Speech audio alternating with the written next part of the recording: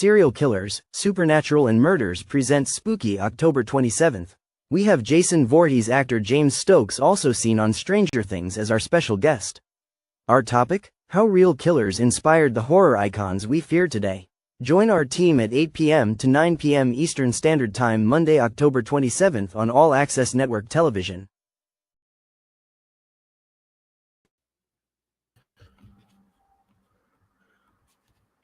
Oh, hello.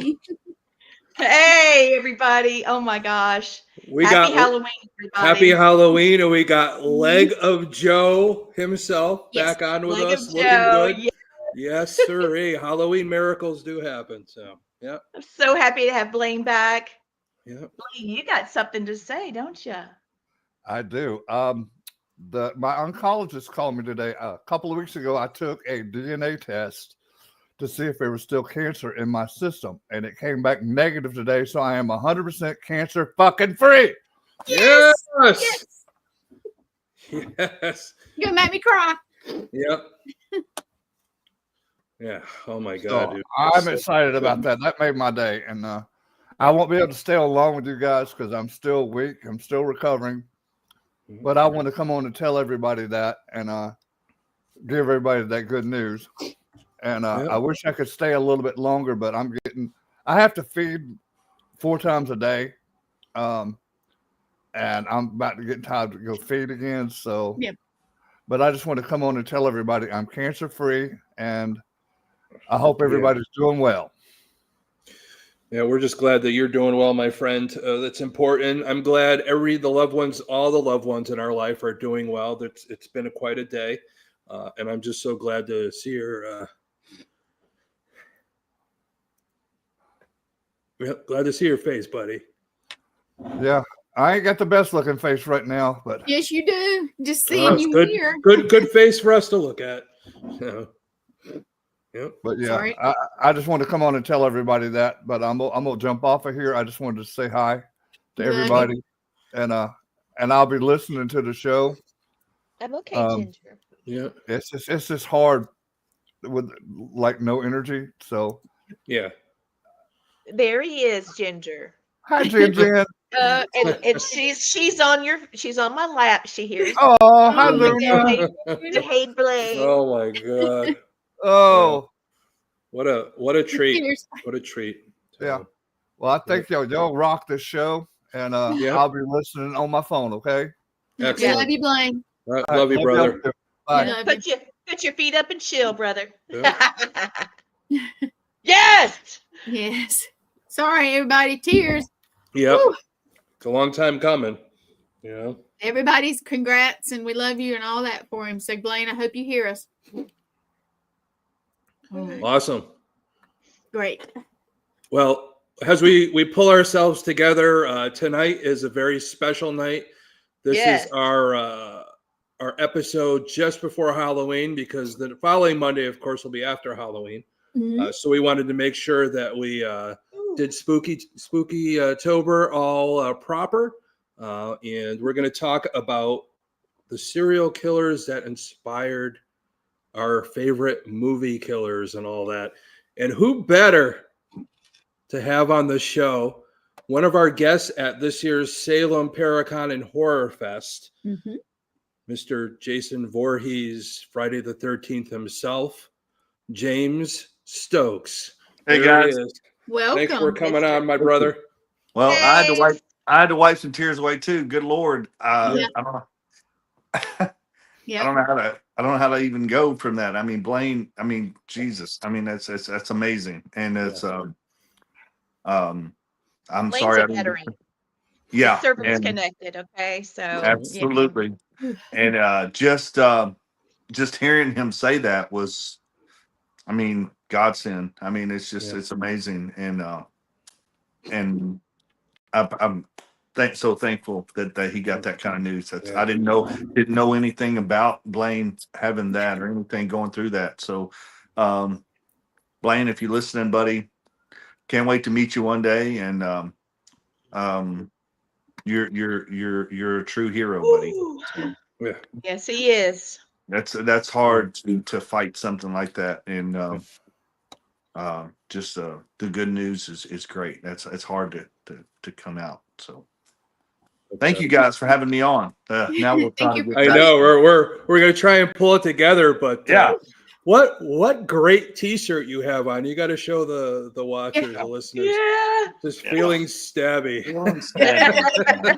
We love it. Oh Yeah. my God!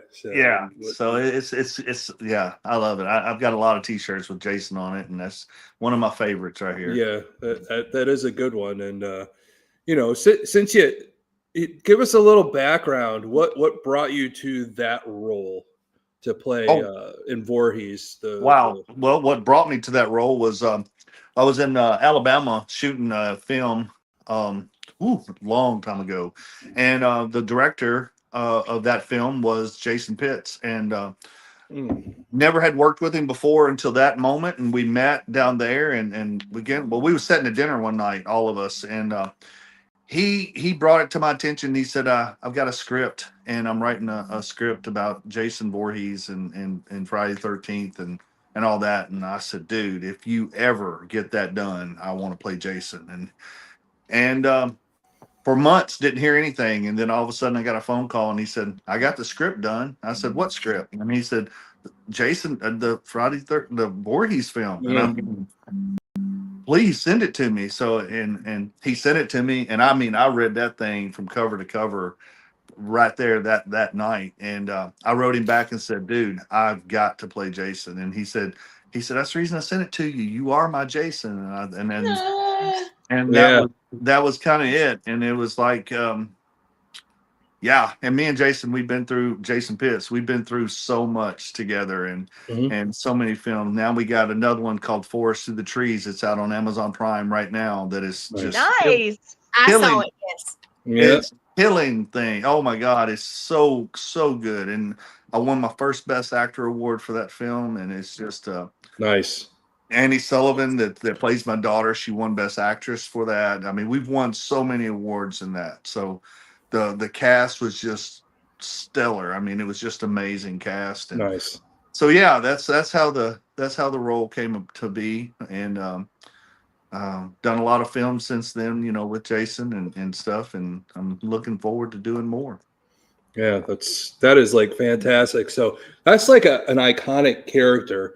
Oh, and I know we're starting off. You have played Jason Voorhees, but a lot of stuff that's going on around right now. The thing that's big right now is the TV show Monster, and they're talking about the Ed Gein. Yeah. And a lot of your characters, Jason Voorhees, is kind of centered around that in a way because of Jason Voorhees in the first couple was very attached to his mother. Sure. Just like Ed Gein was. So yeah. And a lot of, that I think with the Friday the 13th series and Texas Chainsaw Massacre, that's the two main ones that I think that you could say Ed Gein helped bring forth to the horror genre, because I guess I can see where people say, I don't like horror films because they just scare me. When it comes to that, that's the real stuff. That's what's scary. When you got guys out there like Ted Bundy and Ed Gein and John Gacy and all those guys, I mean, that's the real scary stuff right there, So, I could see where people would be kind of bothered by how close in resemblance that Texas Chainsaw Massacre, especially Texas Chainsaw Massacre coming, with Leatherface, wearing the face of the people that he's killed and all that stuff. And then Jason, he's just the undead, he's killing everything that's in sight. So it's just, yeah. Well, it just goes to show you, I think sometimes in the movies, the background is when you can't kill the killer. It just shows that evil can't be killed. So how do you overcome it? Got to overcome it with love or something, I don't know, but it seems to be the what it's trying to tell us, I guess. So, but the Monster series though, it's pretty graphic and it's out there, man. I mean, it really is. It shows, but I love it. I've been watching it myself, so I love the series. Yeah, they've always been good, and I think they flashed. No spoiler alert if anybody's probably watched it, but the next one that's going to come out next year is they're going to do their take on Lizzie Borden. So, yep, I saw that too. Yeah, and I think a lot of these movies that are out, like something like the movie Pearl, you know, where she's, you know, killing everybody, and there's like flashes of that. You have these old time people like Ed Gein, H.H. Holmes, and all that. How the people are influenced, but you know, there's other ones. You know, probably the biggest one where there's a lot of influence is the Silence of the Lambs movies. I don't know. That's like my Silence of the Lambs is Shawshank's my favorite movie of all time, of course, but I know. Silence of the Lambs is my second. And I really, when you watch it enough, and being somebody with my career of, you know, profiling and all that and trying to get into the minds of people, sometimes I try and get to the minds of the characters. Who are they based off of? Right. So it's kind of, you watch it. And that's another one, really. I don't know, you know, I know you guys all probably seen the movie, but the Buffalo Bill character is another one that's based off of Ed Gein. All these movies like Psycho, you know, they're all based off of Ed Gein, which is amazing because he really influences a lot of this stuff, or a lot of creators. And like you said, these are movie characters. They're based off of the real thing. It's like they're so messed up in the head that a writer makes it easier for a writer to come up with a synopsis of what they're going to write about. Yeah. Like how much crazy, I can't even think about writing that. So there's somebody already gave me the goods. But here you go. I got a slide for you. Here we go. Okay. So Ed Gein, the Butcher of Plainfield, he inspired Psycho, Texas Chainsaw Massacre, Silence of the Lambs. He dug up corpses and made a mask from skins. And the spooky fact is, police found human skin furniture. Ugh, Lord. Yeah. Now I know we always put up the disclaimer down there, but that thing's rolling. Do you realize that Ed Gein made a belt out of nipples? Wow. That they found at the scene. It's like, what goes through the guy's mind? He says, I don't remember doing this, or I don't remember, you know. It's just so bizarre. This, even if he was schizophrenic, there are moments of time where you do know what you're doing, but I can't foresee him doing that. That's what just makes it so crazy and amazing, and that's why so many characters have been based off of him. So,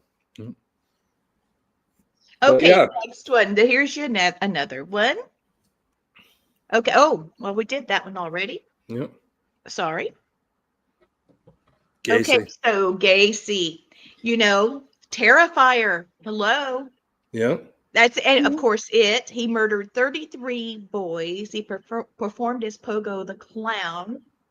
And spooky fact is 26 bodies were found beneath his home. Yeah. Ain't that crazy? Yeah, that's another one. But another movie, one of the lesser known movies, one of my favorite serial killer movies of all time. Anybody ever see Mr. Brooks with Kevin Costner? Oh, yes. Mr. Brooks was amazing. That was an amazing one. But the thing is just Mr. Brooks's persona of being a family man and being part of politics of the city and winning these like Man of the Year awards. That's the same thing as Gacy. Gacy was very involved. The BTK killer too. Yeah, BTK, another one that was probably inspired Mr. Brooks. And of course, Bundy. Bundy was involved in politics to the point at one point they were thinking of making him part of Congress in the state of Washington. So, wow. And, that's why I say all politicians are sociopaths in my book, right? Or narcissists at the very least. And I don't do politics, but I can't tell if I have another duplicate. Yeah. And I'm going to throw it up there to see because I can't see. Yep. Sorry. Yeah. Eileen Wuornos, The Monster Within, inspired the movie The Monster. She killed 7 men. She claimed self-defense and spooky fact. Yeah. She saw demons in men's eyes. Oh. Yeah. Charlize Theron was absolutely phenomenal in that movie. My God. She won I think she won like Best Actress or whatever. She should have, because you couldn't even tell that was her. And it was amazing. Amazing. So there was another thing, getting back to your character that you played, Jason Voorhees. You know, a lot of people know, I think what was it, Friday the 13th Part 2? Yeah. or he wore the burlap sack with the one eye showing. Yep. So that was the same way back before the movies came out. There was a Texarkana killer, and that's what he would put on himself, was a burlap sack with one eye. I think it was inspired by using that as a costume for it. And also, what is it? Lake Bodine in Finland is an unsolved murder of a bunch of teenage kids at a campground and around the lake and all that. That was never solved. And that has come up with the potential way, that Friday the 13th was written and why that keeps going as it is, up to the point where, James, you've played them. There's been a few people that have played them. Kane Hodder comes to mind too, because I know Kane recently did like a movie where he actually played Ed Gein. He did, yeah. So there was a little one. So it's interesting, even for yourself, that you get to play, like, get into the mind. I don't know when you're thinking of becoming Jason Voorhees and you have to put yourself into that role, or any of the other roles that you're coming up for, that you said you have a role coming up where you have to play like a killer again. Yes. Mm-hmm. What goes through your head? How do you prepare for that? Who do you draw inspiration from that we're talking about? You've got to take yourself out of reality. I mean, just about, because, okay, even though you're pretending to do what you do, it still takes, you got to take yourself to another place, and really, I mean, really, and just like not a nonchalant, not caring kind of attitude, and just disregard of all human life whatsoever. And it's hard. It's really hard to play that character, not to make a sound, to be Jason with your movements and the way that you carry yourself and all that stuff. It was really hard to play that character. It really was. Yeah. And then on top of that, having the prosthetics on and the you can't breathe, and it's hard you sweat just nonstop, and it's just so that gets you into a different mindset on its own. You're in a state of panic all the time because of the claustrophobia, because of not being able to breathe very well, not to be able to move like your normal self. Because Jason, if you watching all the Jason films, he doesn't move like a normal man would move or fight or anything. It's almost robotic in a way, but at the same time, he's so strong and he's so, just, it doesn't matter. I mean, he's going to mow through you no matter what you do, Let me throw this picture up of you in your cosmetics and the suit and everything. Mm-hmm. Okay. Yep. How many layers are we looking at here? Well, that would be the suit, and then you got the pants, and then you got the shirt, and then the jacket, and then then the prosthetics on your face and the head, and then the mask. So, and then the gloves, of course. And those heavy shoes, those heavy shoes. Yeah, well, they're work boots. Yeah. So, yeah. How long does it take you to get into that now? Actually, not very long. Probably 10 minutes or so to get into the suit, to get the boots on, to get the pants on over top of the suit, and then get the shirt on over top of the thing, get the chain around my neck, get the actual foam latex mask put down into my suit to where it looks real, and then the mask goes on, then the gloves goes on, and then the machete. And that's a whole lot, though. It's a whole lot. It's a whole lot. And literally, as soon as you put it on, you start sweating. So, you had it on in Alabama for a little bit, right? I did. I had it on for about 30 minutes, I guess. Yeah, it was. I saw you briefly, but I did see it on. Yeah. I did I still do photo ops at different conventions and stuff when they ask me to. So yeah, I probably will not have it in Salem, but I'll have my mask with me, my foam latex mask and my Jason mask. I'll have both of those along with the machete and stuff like that. So, well, you could put the mask on and wear Feeling Stabby at the same time. Yeah. And I've done that before. I've got pictures of me with this shirt on. So, yeah, me and Jason and a couple others have this shirt, and we got them made up and stuff like that. So it's pretty cool. That's fun. Oh my God. Hey, let's get back. I don't know. cream in go ahead. honor of Blaine. I am celebrating. So Yeah. I think we got a little glitch there, but that's Yeah, right. you got a little glitch, a There's little delay or something. Oh no. I don't know what just happened. I'm sorry. No, it's okay. We're good. So just we'll get back to Silence of the Lambs. I mean, there's a lot to unpack on that one. Again, Buffalo Bill, Ed Gein, which was cool because about a month or so ago, before I moved up to Ohio, I was up here just checking out where different apartments, and we ventured off into a little bit over Ohio into Pennsylvania, and I got to see the house where they filmed the Buffalo Bill parts. Oh wow! It's a bed and breakfast now. You could stay there if you want. They have the Hannibal room. They redid the basement where they made a well, and you actually go in the well, and I think they have a little basket. You could put the lotion in the basket if you want, I guess. So which is kind of cool. But even with Friday the 13th, they renamed the lake in New Jersey where they filmed it. It's Silver Lake now. Friday the 13th, you could go there too. So that's cool about being able to go to these places.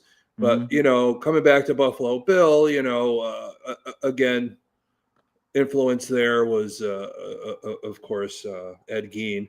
But a lot of people don't know when Thomas Harris was writing the book or the character Hannibal Lecter, he wanted to go interview people, and he went to this jail, and then he was trying to talk to people, and this doctor was kind of there with him, and the doctor was kind of telling him he's this very cool demeanor, really smart, talking about stuff, and later on, he asked like the warden on the way out, who is that guy? Well, the doctor was really nice. Well, the doctor was actually an inmate. So the inmate the doctor was helping the inmates out while he was in prison. And because of that cool demeanor, that was what he wanted for the character. That cool, nonchalant killer, blank stare, but very, purposeful and things like that. Of course, that long-eyed stare of Bundy, and of course, the Ed Gein, but also they really like that long, cold stare that was in Psycho. The character used in Psycho, that stare, And Albert Fish, we talked about Albert Fish because Albert Fish, when he killed people, he actually cooked them.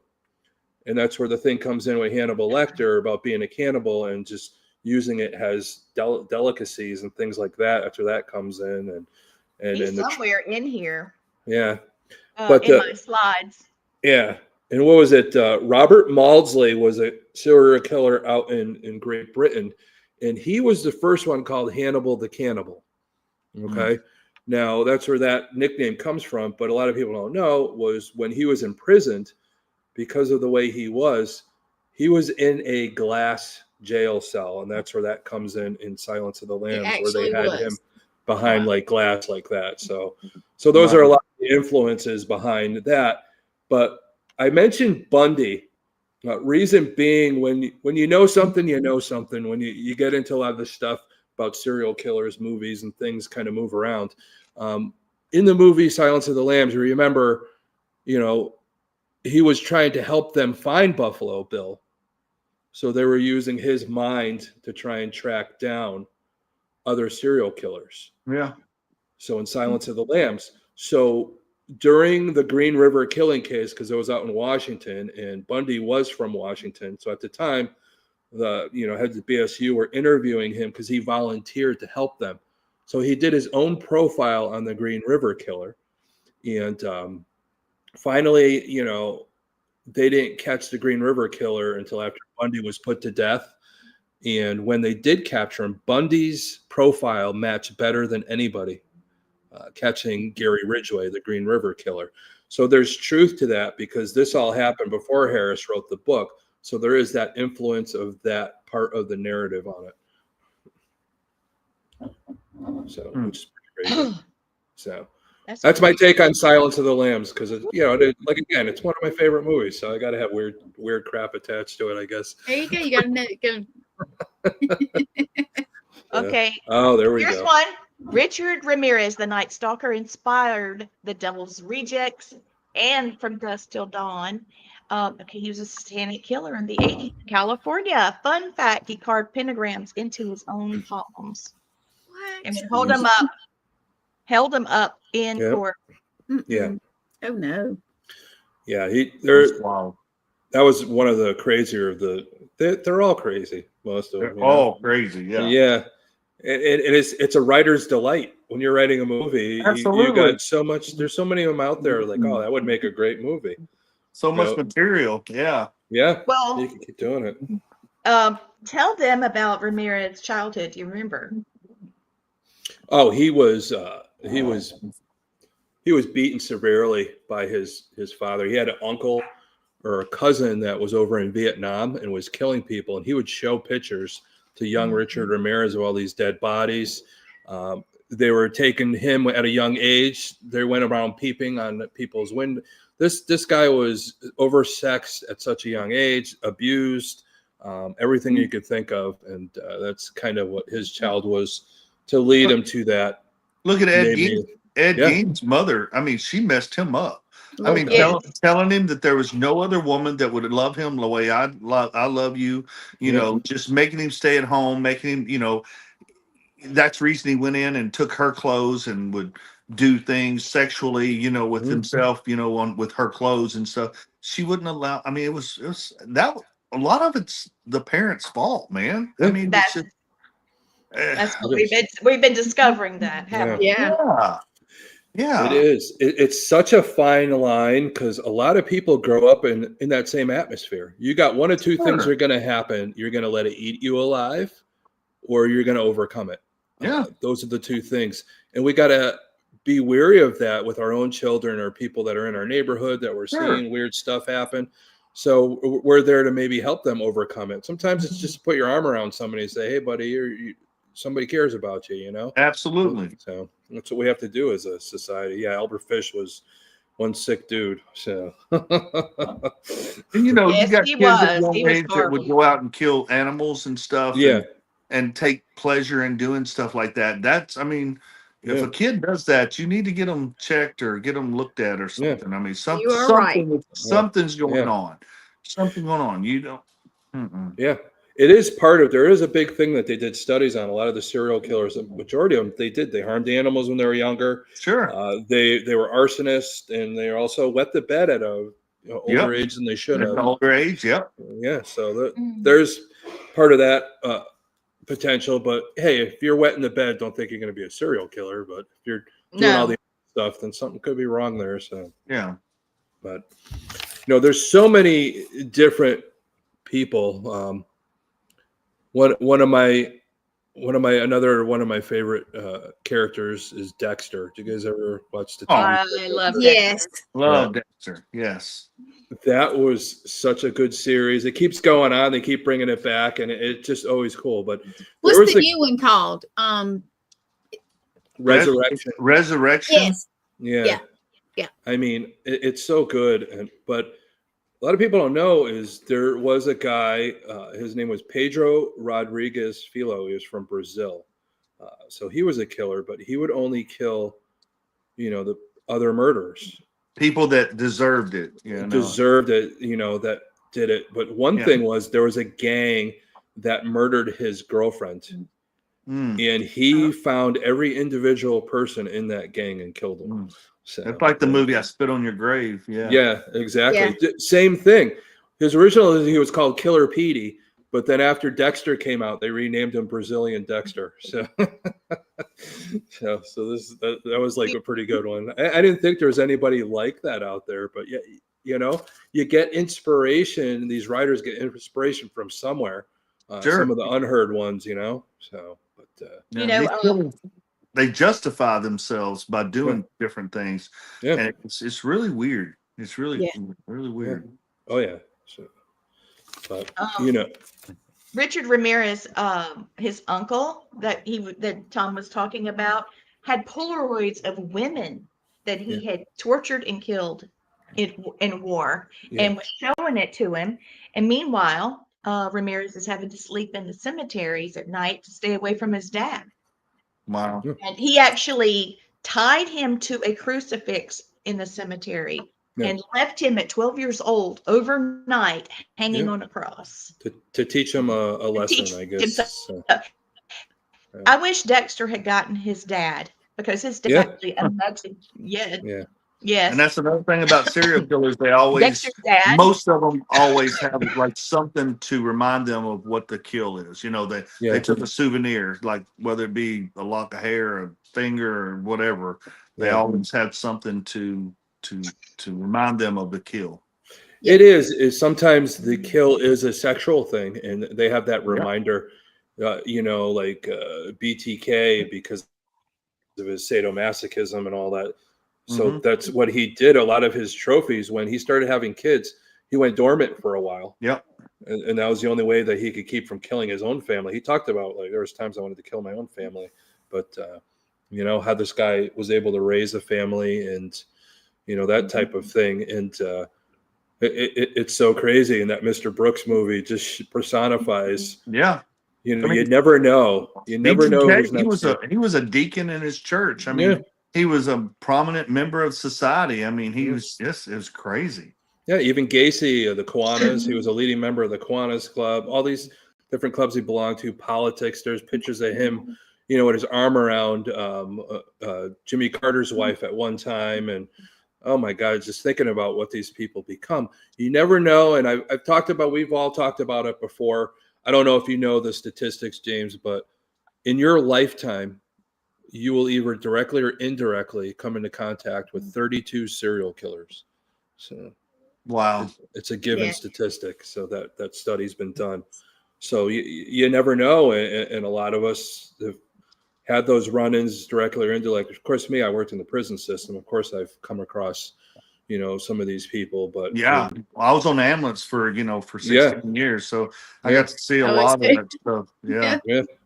So and we got a big share of that. That's my first job out of college. Was I worked EMS in a city called Hartford, where there was a lot of gang violence going on at the time. Yeah, and had 2 Trauma 1 hospitals in the city, so there was a lot of stuff going on a daily basis that you had to worry about. I thought, after I got shot at a couple times, I thought, hey, I think I'll work in the ER. Maybe I'll be a little safer. Like, right? It's not safer. No, you're fighting psychiatric patients and drunks and stuff. And so then I decided after that, I think I'll go work in the sleep lab. So yeah, that's me. I said I'm just going to retire and become an actor. Yeah, there you go. I'll just yeah. Now you just have to put on a whole bunch of weighted suit and that's sweat your nuts off, and that's exactly right. That's a lot better. But there's been a lot of different ones. Really quickly, we talked about him before. Remember, I had the whole episode about Danny Rawling. Yep. So, yeah. Now Danny Rawlings killed all the co-eds there in Gainesville. He would hide out, watch them. He was a voyeur and all this other stuff. And the guy that wrote the screenplay or wrote, what's the movie? It's Ghostface movie. Scream. So that's based off of his inspiration from the Danny Rawlings situation. So that's where Scream comes from with Ghostface. And what was the other one? What was that movie? Jigsaw was the killer. Jigsaw? Oh yeah. Saw. That was bizarre. Saw 1 through 8. I think. Yeah, I know. There's a bunch of them. But there's a lot that goes into that one too, because one of the big inspirations they say for that was the Toy Box Killer. Toy Box Killer, yeah. Mm-hmm. David Parker Ray out of Texas would, that was his toy box. He would lock these people in this room and make them do all these things. But the other big case was that Brian Wells case. I don't know if you guys ever heard of the Brian Wells case. That was the case where they got this pizza delivery guy and they locked a bomb on him. And they made him do all these things. Oh, I remember that. So giving him clues that he had to do certain things to be able to defuse it. But unfortunately, I don't know if something went wrong and it ended up going off and all that. Yeah, so, it killed him. Yeah. Yeah, but that's kind of the things like in the movie Saw. So you had to do certain things to get out of certain stuff. So which is a big one, but yeah, you grab that stuff from was it the teacher in Atlanta, Georgia that was killing women? I don't know that Totally one is. sure. Atlanta? Here, let me look it up. I know there was the one in Atlanta where the guy that worked for the music studio was supposedly killing all those kids, but kept throwing bodies off the bridge. Somebody thought they heard a noise when he was throwing somebody off the bridge. That's how he got arrested. Forget the name of that guy, but Yep. what was the other? Charles Lee Duffy is who Marla's talking about. Okay. Okay. Okay. I didn't know that was in was- Atlanta, Georgia, but It's in Atlanta, like the county. It's actually Norcross, Georgia. okay. There you go. That's now it sounds more familiar. Yeah. Yeah, Gwendolyn Weish, Yeah. Po K Kim, Mm-hmm. Priscilla Culberson, and there's more. And he pled guilty. Yeah. 2 life sentences without parole. Wow. Oh, wow. No, we hadn't even mentioned Jeffrey Dahmer. No, there's just movies about him. Right. You know, I'm surprised. You know, what characters any cannibal movie, but you know, even the monster movie when they did the whole thing about Dahmer, I know a little bit's off. They do a lot of stuff for Hollywood, especially with that Gein. The reason why Monster was so good for me, I don't know about you guys, was how they intertwined all the movies that he influenced and all the potential things. Like even the part where, spoiler alert, everybody, the part where he's in the psycho hospital and he's supposedly helping the BSU track down one of the serial killers. Mm-hmm. That's kind of a takeoff of Silence of the Lambs, the Ted Bundy, Right? You know, and that influence. So you really watch it, and when you know certain things, and I'm watching it, I'm like, that's that. It just made it more exciting that way. And I think hopefully all the people that are, you know, that they're, if they watch it, they do a little bit more study. You know, come watch our show and all that. Of course, see all James's movies, and those are always good. But got a couple more coming out. Yeah, got a couple more getting ready to start working on.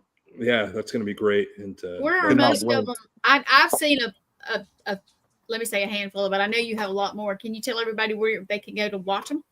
Oh God, I'm all over the place. There's some on Netflix. There's Hulu, Tubi, Prime, all over the place. I mean, I've YouTube. They're everywhere. So I've got them. Screamify. There's an app called Screamify now that's got some of my movies on it too. So it's going to be. I'm all over the place. You can go to my first one. My first acting movie. Yeah, that you. Yeah. Oh, I was my first one. I was actually I was a dancer and a cowboy in Pure Country with George Strait. I thought that was. Oh my God, that was one of my. Yes, I thought that was it. Movies. I love George Strait. Is one of my favorite people of all time. Yeah, you know, and so I did that, and then and then I've done a lot of short films and stuff like that to build up a resume and stuff like that, and then I've done, I don't know how many feature films I've done. Right. I've got 70 credits to my name, so it's a lot. So yeah. Is your stuff on what is it, IMDb? Did I say IMDb? Yeah, IMDb is the best place to go and see what I've got coming up and what's already been put on there and stuff. I think I got 70 credits, 68, 69 credits on there, and then I've got 2 more movies I just signed on with that I'm fixing to do. Nice.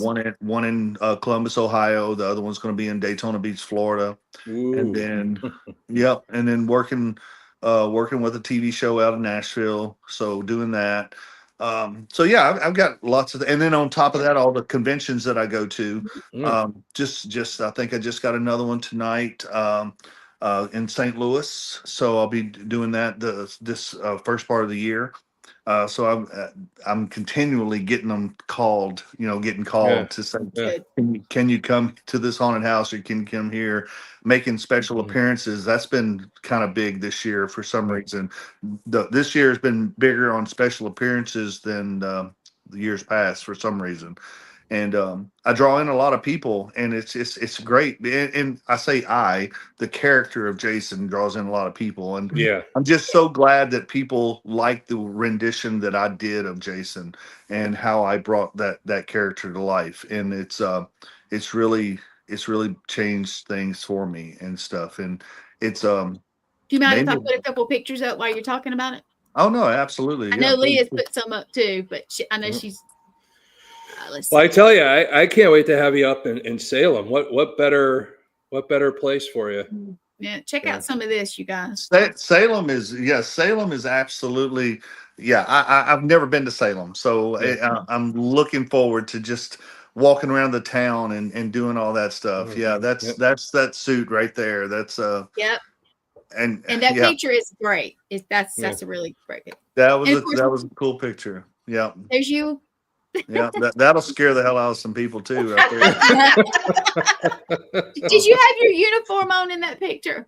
I did. Yeah. It almost is like your mic has to clip. Yeah. Here. Well, that's what it was. It was the mic. Yeah. So yeah.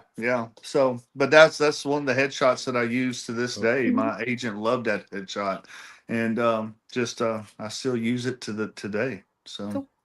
Yeah, but I look. This picture is one of them. It just pops out at you. It's just kind of like, oh, yeah. Yeah, you see all the tatteredness, of the clothes and stuff like that, and I mean, literally, if you get up close to me and you can see exposed ribs, exposed, spine, everything. I mean, the suit was so well made. It goes all the way down, to my hands, to where my gloves are. It goes, the knees are, just, I mean, everything. You can see everything. It's really cool.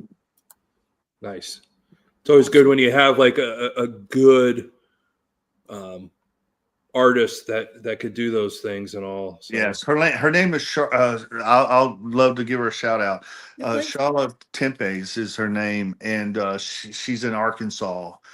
Fantastic FX person, just makeup and stuff like that. She does classes on it. That's what she does full time, is for movies and stuff. And good. She's absolutely fantastic. I love this woman to death. I mean, we've worked on so many films together. She's an artist. That's true. Very, very much so. I have to say, I met James, Gwen and I met James in Alabama. Yes. At Deep South Paracomicon. And so therefore I saw the suit up close. Yes. And I saw the fight you had to get into the suit. Yeah. And he got into character. I mean, you saw that character. We talked about that. That just for that couple minutes. Yeah. Well, this is the thing. If I get into the suit, I want to be Jason. I don't want to, you're not going to hear me talk. If you ask me a question, I'll shake my head, but I'm not going to talk. I mean, it's just, and I do that for a reason. It's just because I don't want, if kids or anybody sees me in the suit and they hear Jason talking, that's not Jason. That's not what Jason does. So when I get into character, I'll wait and talk to you after I get out of the suit. But it's just, that's when I'm in that character, I want to stay in that character. Well, and people love it, and people absolutely love it. And that's what I want to do. I'm there to make people happy. I'm not there to. That's the reason I don't charge a whole lot for my pictures and all that stuff. I want to be a fan experience. I don't want it to be, I met you, but I can't afford. I don't want that to happen. I don't. I want everybody to be happy and that's just the way I am. Yeah. If it wasn't for them watching my movies, I wouldn't be where I'm at today. And I know this, and I'm very humble about it. And I'm going to stay that way. I'm not going to do anything. Well, I appreciate it. And that's one of the reasons why Gwen and I have, become friends like we have with you and the people around you that support you. We all. I told him about Paracons. Yep. me and Gwen hit it off right off the bat, and then when I met you, at the con, it was just, it was like instant. It was like I knew you forever, and that's the way I like. That's the way I was raised.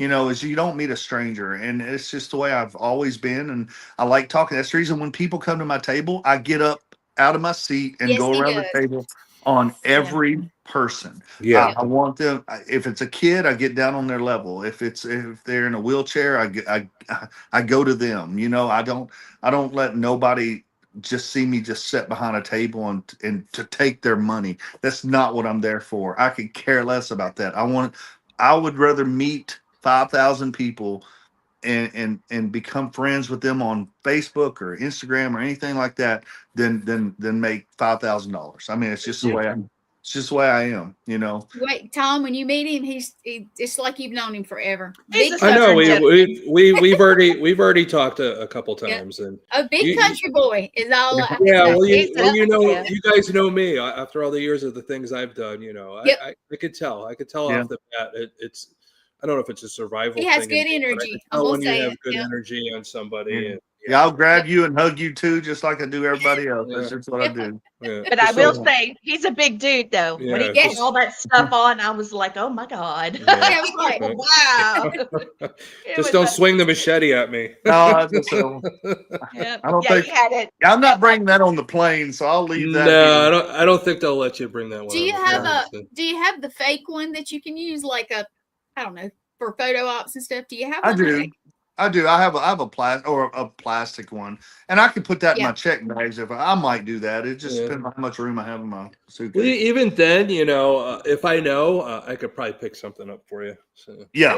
True. I just don't like carrying that stuff on a plane because of everything, you know. Yeah.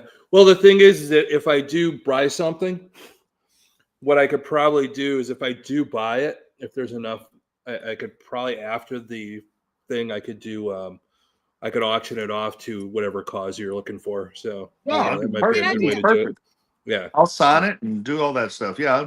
I do that a lot. Actually, I do that a lot. I help out different organizations around Nashville here, and stuff like that too. You know, donating my time and stuff like that to bring in more people for them. Which I did that for a fire department because I was a firefighter and all that stuff. But I did that for a fire department that they lost their entire fire department at a hurricane. I mean, a tornado. Yes. And they asked me to come down, and I told them, I said, I want to do that. Well, I got there at 7:00 in the morning. By 8:00, they opened the gates. By 11:00, they had enough money to pay for a whole new fire department. Nice. Wow. Just from the ticket sales to come to see me. Nice. You got awesome. So Marla says she's your bodyguard. There you go. So now my brain's going. Just so you know, there's always a fundraiser event up in Ohio for the Parapsychon, which is held at Ohio State Reformatory, which was used for my favorite movie of all time, Shawshank Redemption. That's where they filmed a lot of the movie. That facade on the outside of the now prison that. The newer prison's next door to it now, but this one's like defunct. But they've been renovating and doing things like that, raising money, and they do a night before. They have the celebrities donate something to auction off, and if I could probably do that with you, James, and get that machete and have you sign that, it'll probably go for a good cause, and that'd probably be the perfect place to do it. So. Yeah, that, or I'll give you some pictures or whatever we need to do. Yeah. Yeah, whatever. Just a picture of you and I holding it together, so that way they know it's the real deal. Absolutely, yeah. And I'll have my mask with me and all that stuff. Yeah, we'll do something. Absolutely. Yeah, that'll be good. So perfect. So that's always a good thing. And I tell you, you never know that one role that's going to hit it big for you. And I know that's a big one for you, James. And we've been talking about the serial killers tonight and all. I know we're getting close to the end here, but probably one of the big ones that probably helped his career out the most, Christian Bale, being an American Psycho. Psycho. Yeah. That was like a crazy movie, really. Yes, if you watch it, knowing, you guys remember there was the preppy killer, Robert Chambers. He was all like perfect like that and business-like. But the thing is, they asked Christian Bale who inspired him to have the character the way he was and the way he talked. He says, I really liked watching Tom Cruise. It was not really a serial killer, but just Tom Cruise's demeanor. And they did say he was another one that tried to master the Norman Bates stare. So we're going back to that Ed Gein, the clean cut guy that could talk to anybody, like Ted Bundy. So that's another one that really pulled from a lot of different characters to real life people to make the character.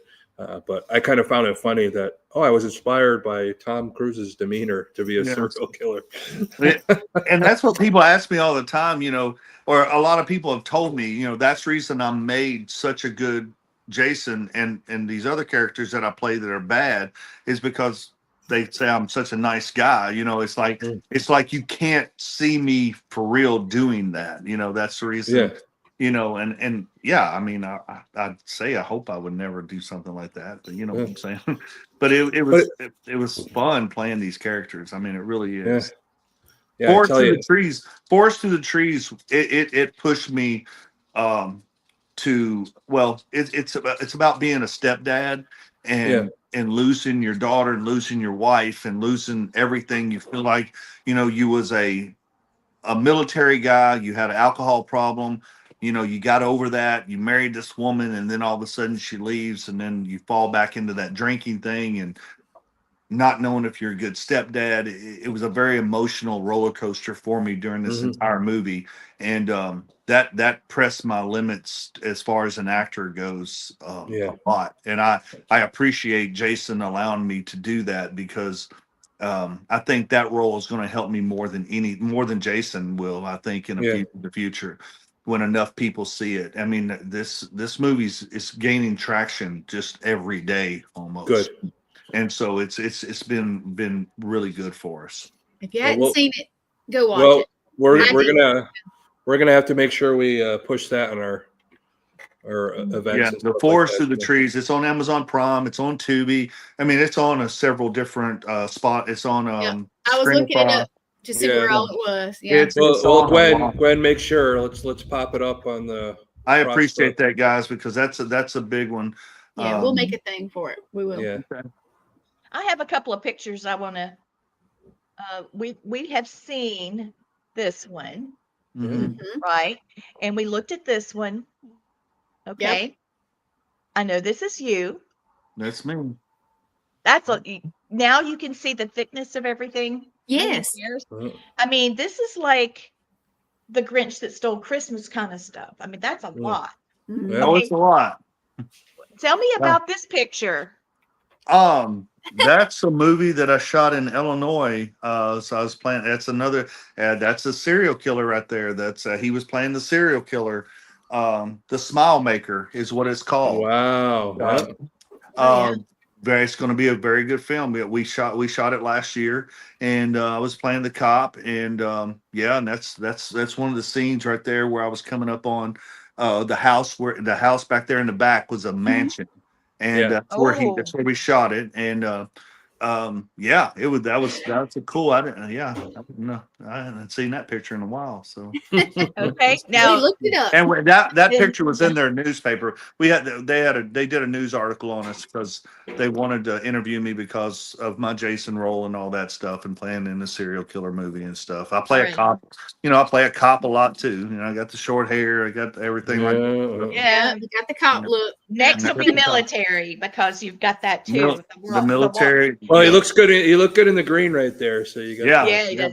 Now you got your PT shirt on. So this one's pretty intense. Yeah, that's the Forest Through the Trees. Yep, that's what I thought. Yeah, that right there was I mean, I was angry, and I'm doing everything I can to save my daughter. So a man will do a whole lot when his family's in jeopardy. So Lee, next time we hang out, you're watching this movie. I'm not joking. That's how good it is. Yeah. I've been looking at all these things. I keep seeing a lot of stuff that looks fantastic that you've done. Mm-hmm. Whoopsie, that was quick. There's Cowboy. There's the Cowboy. That's the air shoot. Yep. So that was kind of cool. I thought that was cool too. You got just a few more comments here. I think we did talk about that one. Yeah, he said about 10 minutes, I think. Well, Yeah, Like initially it took a lot longer, but yeah, but now I can get into the entire costume in about 10 minutes now, with some help, because the back of it's got to be Velcroed and zipped up and all that stuff to stay together. You're talking about something that fits you like a glove. I mean, it was made for my body. I mean, and so when I get in it, I've got to have help pulled up over my arms. That's the reason I keep my arms shaved and all that. Yeah. It pulls the hair. I mean, it's just hard latex, and it don't breathe. It doesn't breathe at all. So as soon as you put it on, you're instantly start sweating. I don't care what the temperature is outside. We were shooting in 30-degree weather in October, and I was still sweating. I lost a lot of weight. What I was about to say. It's really hard because what if you have too much cake that week? How are you going to fit into that costume? Oh yeah, this is a question. I should have asked this. Do you do your own stunts too? Always. I've always done my own stunts. Everything from falling off horses to getting hit to taking punches to everything. I do all my own stunts. When all the Jason films that I did, all the things where you see me fighting and get thrown away around by all of these, I do I'm doing all my own stunts. Yes. I've always done my own stunts. Yep. Thanks, Nicole. Mm-hmm. Yeah, that was a good question. I should have asked that.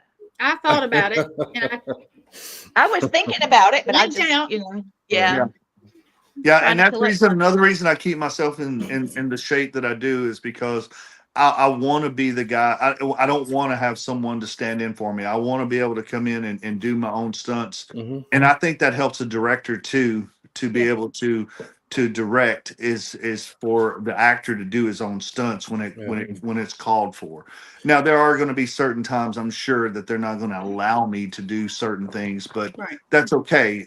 But as far as right now goes, I do all my own stunts. Yeah. I like being deemed. I like being deemed as an actor, producer, stuntman all at the same time. I like that because it just helps me. Yeah, absolutely. Yeah, Nicole's also asking, like, did you study somewhere to do this, or did it just kind of happen? She was asking, Hugo, have you studied? Sorry. Oh, yeah, absolutely. I've taken classes. Yes, I've taken classes, of course. It's just like anything else, whether it being a EMT, paramedic, doctor, whatever. You've got to continue to study and to make yourself better at whatever you're doing. Things constantly change, whether it be in the medical field or acting or anything else. Things are constantly changing. So you want to keep yourself up on the most recent things.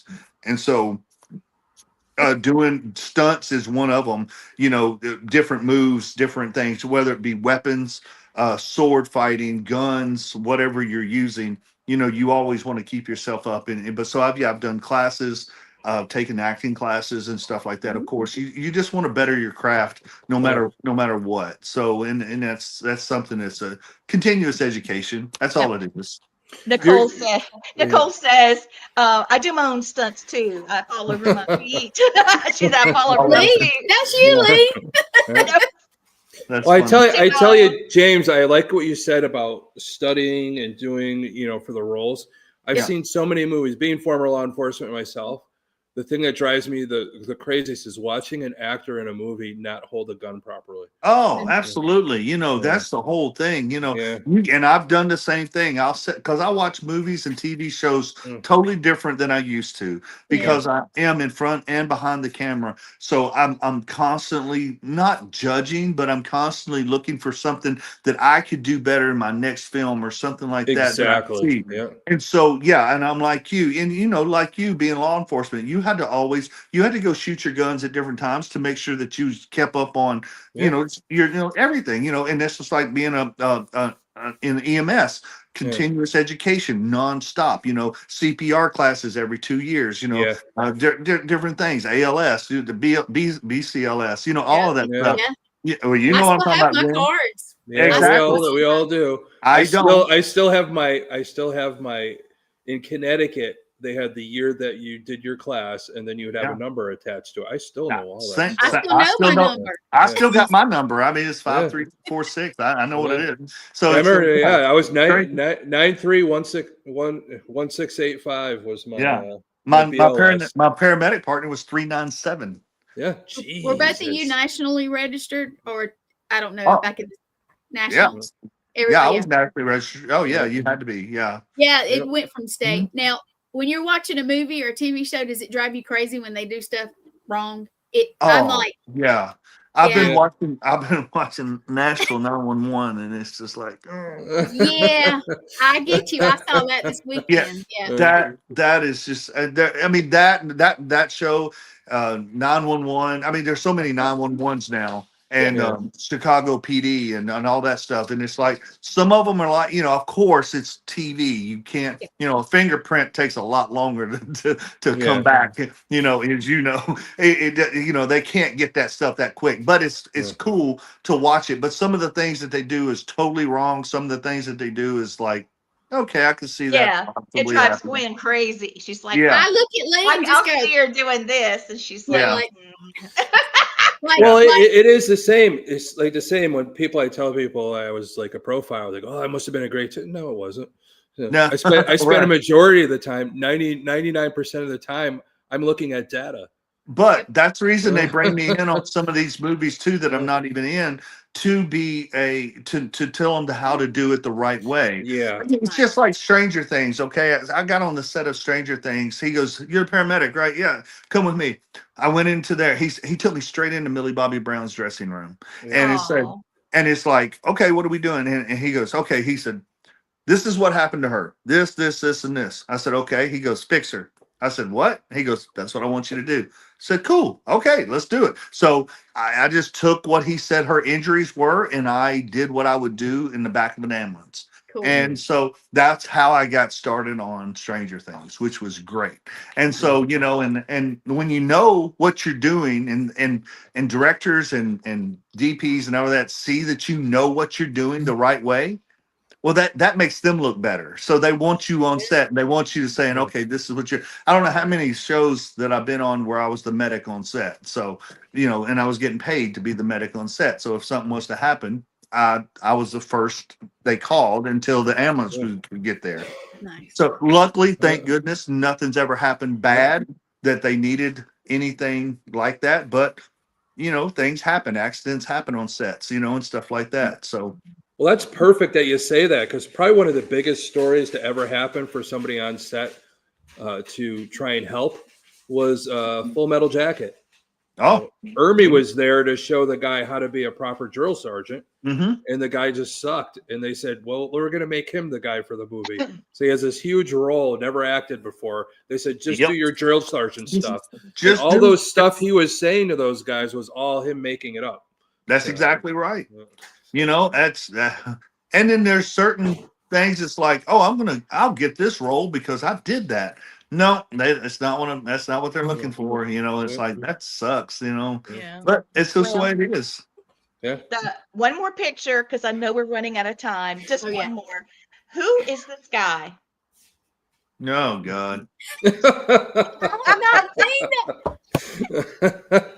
That's straight out of the Hallmark. Like, no. That's Hallmark, right? That's my dad role there. That's dad. I love it. I like it though. Doesn't he look like he's like on Hallmark? Look, wait. Yes, a Hallmark Channel movie. That's it. Yeah. That's it. Yep. Some people say I look like Grissom from Vegas. CSI. Yeah. So I look like Grissom. Hallmark movie guy, because they have that look. You're right, Lee. Yeah. Well, thank you so much.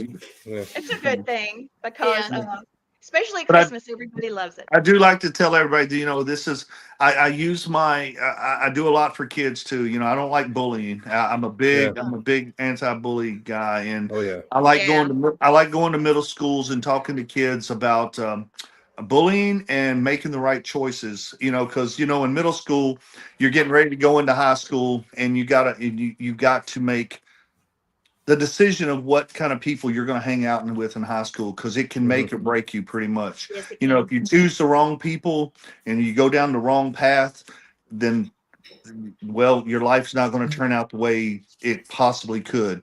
So I talk about the 3 C's of life, which is choices, chances, and changes. You must make a choice to take a chance to make a change.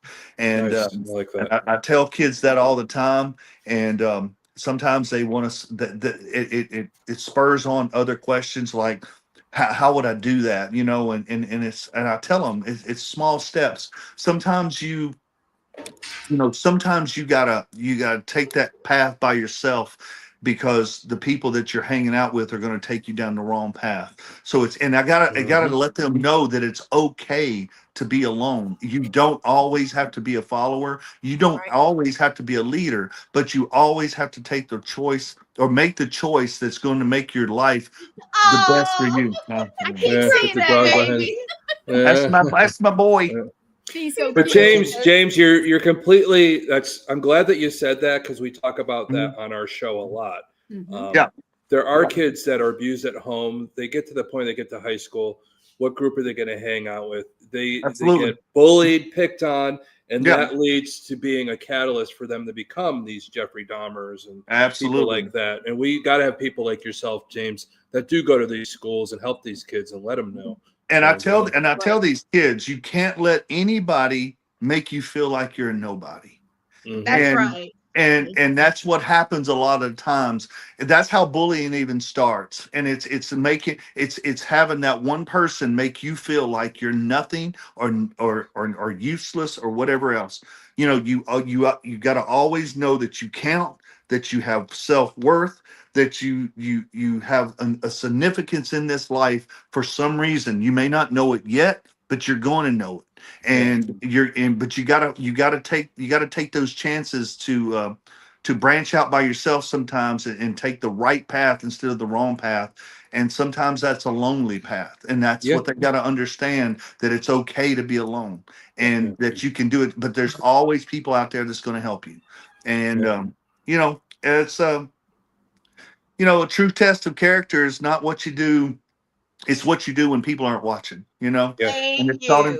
it's integrity. And so, it's when people are watching, that's when the bullying starts. And I got yeah, bullied a lot. and a lot of people do, and Yeah. it's like, I don't like it, and Yeah. I don't care if you're 12 or 90, you'll feel the wrath of Jason come down on you for bullying somebody in front of me. That's who we're Yeah. gonna call. You get bullied, we calling him. We're bringing him in. Yeah. I'm That's calling right. Jason. Well, I'm calling Jason. I mean Yeah. that sincerely. I Yeah. mean, I Yes. mean that sincerely, Yeah. and I'll take whatever consequences I get. But I tell you right now, if you bully somebody in front of me, you better be ready to feel the wrath, because I'm telling you, I'm not going to allow it to happen. Well, I I don't appreciate care how old you are, man, woman, or child. It doesn't matter. You bully Yep. somebody, you're gonna you in front of me. It's not going to be a good day for you. I'll Yeah. take See why that. he's my favorite guest, and even in Yeah. person, I brag on him. I recommend Paracon. But yeah, he's great. It's this is what I love, because Yeah. him and I have that same demeanor about those things. I Absolutely. always tell a lot of the kids, there's the two strongest emotions that we have is love and fear. Yeah. A lot of times kids are bullied because people have fear of somebody that's different, and they use Absolutely. that fear to do negative things. So when kids start understanding why they do the things that they do, and people intervene like yourself, things are a little better. Hey, just because they're different doesn't mean you can't love them. You don't have to fear them. Exactly right. And I tell them too, when things happen to you, things are going to happen. The things are not always going to be rosy and happy and all that Yeah. stuff. So when bad things happen to you, you can do one of three things. You can either let it define you, Mhm. you can let it destroy you totally, Yeah. or you can let it strengthen you and make you become a better person. Yeah. So that's what you got to do. You got to sit Yep. down and say, what am I going to do with this? I'm Yeah. not going to let it destroy me. I'm not going to let it bother me. I'm not going to stop doing what I do just because that one person said something about me. Yeah. So you know what? I'm just going to take what they say, and I'm going to use it for the better and use it for the good, and I'm going to do something even better. Yeah. So that's what you got to do. How many times have I been told? I started acting at 40 something years old. I've been told I'm too old. I've been told that I don't look good enough. I've been told that my body's not good enough. I've been told that I'll never make it because I started too late. Mhm. And you're making it. You're Well, making look at me now, bitches. I'm sorry. it. There you go. So Yeah. that's why, and I'm sorry to be that way, and I'm not being that way. I'm not conceited by any No. means. But at the same time, I took what they said and I worked my ass off, and I worked hard, and I continue to work, and I continue to push myself and push myself out there. You know, yes, sometimes being an actor, you have to be a little bit conceited. You have to put things online that normally I wouldn't do, just to put myself out there, to get known, to get seen, to do all that. But I tell you right now, it's what you have to do in this business to make it. And I'm gonna make it one way or the other. And you know what? And my making it is maybe different than somebody else's making it. Yeah. I don't have to make millions upon millions of dollars for every film that I do to say that I made it. If I like Forest Through the Trees, that film was shot on about an $85,000 budget. And to me, it's worth $10 million because I've watched that film and I've watched what the kind of hard work that we put into it, and all of the hard staying up all night and in the rain and in the cold and in the heat and all that stuff, that what we had to, the blood, sweat, and tears. And there literally was blood, sweat, and tears in that movie. I fell one time, hit my shoulder, I dislocated my shoulder, and I kept working through it the entire time. It's blood, sweat, and tears. And I tell you, I don't let nobody stop me. You tell me I can't do something, I guarantee you, I'm going to show you that I can do it. One Do way it or the right. other. That's what I do. And that's what I go to these schools and I It's the tell way these to- kids. I go to these schools and tell these kids, it don't matter what they say about you. You keep pushing. You keep making yourself the better person, because on one of these days it's going to pay off for you. Yeah. I appreciate guys like you to bring me on to these kind of platforms to where I can get myself out there and tell people about this, because I get very emotional about stuff that I'm very passionate about. And this is one thing that I'm very passionate about. And if I can use my platform as an actor, as Jason, as whatever else, I'm going to use it to help get one. I don't care if it's one kid. If it's one kid that I can save to go down the right path and to pick the right people to hang out with, then that's all that matters. I've had boys come up to me crying. I've had girls come up to me crying. They hug me and tell me thank you. That right there makes it worth everything. Yeah, it is. You're exactly right. And this is our show. This is what we do. We talk about these serial killers, but then we talk about why they become the way they did. Just like you're talking about, if somebody doesn't intervene, two things are going to happen in your life. The things that happen to you either are going to, like you said, either they're going to make you or they're going to break you. That's you right. have to decide. You have a choice to make and all that. Are you going to let it break you or are you going to let it make you? You know, there's always that catalyst. And people like yourself are that positive catalyst that is going to make a difference. And you making that talk, I tell you right now, just this episode now, somebody's going to say something to somebody and it's going to make a difference and it's going to save somebody's life. I totally That's what agree. it's all about. And that's what you got to do every day. Say hi to people. Say you look nice today. Say something positive to somebody. You don't know what people goes through on a daily basis. You don't know what that other person, if a car cuts you off, you want to get mad, you want to get angry, and you know what? You don't know what's going on. Are they on the phone? Is there something happening that is making them that way? Don't be so quick to judge people. And that's what people don't understand nowadays. And it's just, whether it be politics, religion, whatever else, it's people are so quick to judge. And cast ye the first stone. I can't do it, man. I just want to be positive. That's the reason when I go to these cons, man, I got a smile on my face every time. I don't care if you come to my table 20 times, I'll talk to you like I just met you. And that's just the way I am, man. That's why I love it. Yeah, we love that energy. I have to get to the other show to get it set up. James, you're always a great guest. Come back anytime. You can contact us. I mean it. And we'll see you at Salem. Lee, can you close it out for me? Got you, baby. Love you guys, and I will talk to you later. Tom, do you have any closing remarks? I've got a little something I want to say. I appreciate what James just said, because it's been my mantra for a long time. Going through me growing up and seeing kids bullied and stepping in when I had to step in. I still do it to this day. Well, I didn't mean to change the subject, but but you're right, because it does fit the subject. It does. That is exactly why we do this. Because this is why I do this. This is why we do this show. Yeah, serial killers, supernatural, and murders. But a lot of these kids that were bullied or gone through those things, or things we don't know what people go through, this is why they become the way they do. Exactly. If somebody like you intervenes, then we avoid that. We tell people what to look out for, the red flags, the look in the eyes, and this could save somebody's life that watches the show. We had that happen. The lady from Little Rock that contacted me and said, all of a sudden, I had this feeling. I thought about listening to your podcast, and I saw this man, and I turned around and looked him in the eye, and I'm positive he was going to mug me or worse. And I just wanted you to know, you guys saved me. Yeah. And I'm like, wow, that's why we're doing the show. That's it. And my dad had the exact same mission, James. My dad wrestled alligators for Tarzan movies, and he spoke at schools and conferences and in colleges, and talked about, basically industry and wildlife together and how we're supposed to live in harmony. But the other part is, thank your teachers, thank the people that make a difference in your life, but also understand you have the ability to affect others. Sure. So.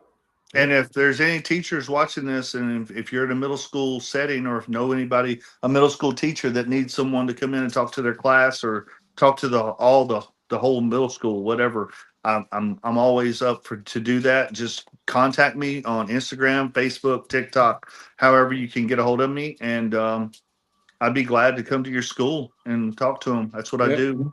Come meet him at Salem Paracon on November 15th. Yes, everybody come to Salem. Yes. State University. All right. So since you guys have closed, I'm going to close with a couple of statements, and then that's it for our Halloween special. As we close tonight's journey through the darkness, please remember our goal isn't to glorify evil, but it's to understand it, because knowledge is protection. Every story we tell, every haunting, every crime, every twisted mind, it reminds us of how fragile and how powerful the human spirit is, how it truly is. And that's one of the reasons why we added the supernatural in there. And the world is terrifying. Yes, it is. But your worth is unshakable, and you matter. Your light matters, and no darkness, no monster, no killer, no haunting can ever take that away. From all of us at Serial Killers, Supernatural, and Murders, thank you for listening. Thank you for watching and staying strong with us in the shadows. And always remember, stay aware, stay safe. And when you understand the darkness, you protect your light. Thanks, everybody. Have a great night. Thanks, guys.